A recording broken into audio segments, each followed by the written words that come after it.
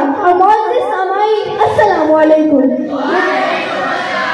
میری آج کی تقریر کا عنوان ہے حضرت محمد صلی اللہ علیہ وسلم پر حیثیت معلم اخلاق۔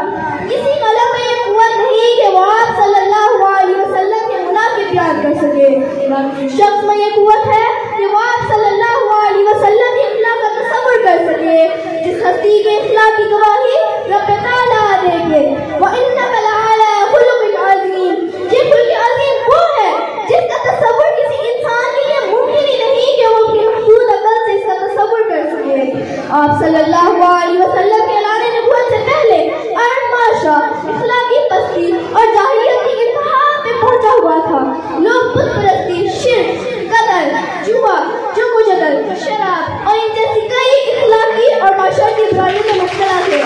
ایسے معاشرے میں رہتے ہوئے نبی کریم صلی اللہ علیہ وسلم ایسے معلم اخلاق بنے اور ایسی بے مثال تربیت فرمائی کہ ابو بکر کو صدیق اکبر کر دیا، ابن الخطاب عمر فاروق کر دیا، سخاوت و ونا کی تربیت کی تو ان کو عثمان غنی کر دیا، شجاعت و بہادری کی تربیت کی تو علی کو شیر خدا کر دیا، جب کی حکمت کی بات ہوئی تو خالد بن الولید کو سیف اللہ کر دیا، صبر و استقامت کی بات ہوئی تو سعد بن ابی وقاص فاتح ایران و عراق ٹھہرے۔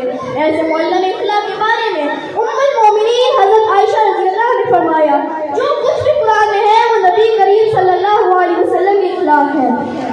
صدر علی وقار غصہ کو دبانا اور ضبط کرنا بڑی اعلیٰ صفت ہے، مگر اس پر عمل کرنا بڑا مشکل۔ آپ صلی اللہ علیہ وسلم میں نہ صرف یہ خصوصیت اپنی معراج پر تھی بلکہ انہوں نے صحابہ کرام کی بھی ایسی تربیت فرمائی کہ وہ غصے کو اپنے پر غالب نہ آنے دیتے، جس کی مثال اسلامی تاریخ بھری ہوئی ہے۔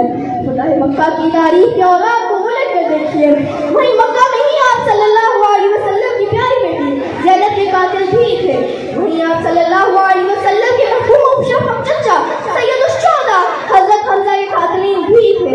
آپ صلی اللہ علیہ وسلم 10,000 کی جمعیت کے ساتھ مقام فرحانہ انداز میں داخل ہوئے۔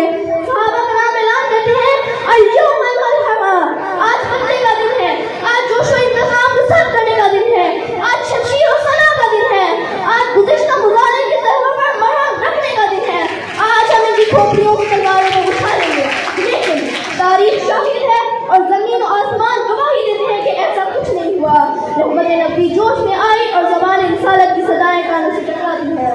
لا تسرق علیکم اليوم، آج تم پر کسی قسم کی گرفت نہیں ہے کہ جاؤ تم سب آزاد ہو، تم لوگوں سے کسی قسم کا بدلہ نہیں لیا جائے گا۔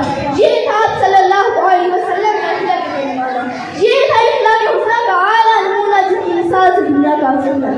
صدر علی وقار آج جو نام نہاد اسلامی حقوق ہے فلسطین کے مظلوم و مظلوم مسلمانوں کے لیے ڈر ڈر کر زنانہ کی سب کا احتجاج کر رہی ہے، اگر آج ہم خلق عظیم کی پیروی کر رہے ہوتے ہیں تو کسی میں یہ جرأت نہ تھی کہ مسلمان والی کی طرف میلیان نہیں دیکھ سکتا، مگر افسوس صد افسوس آج ہم اس معلم اخلاق کی تعلیمات سے کوسوں دور ہیں۔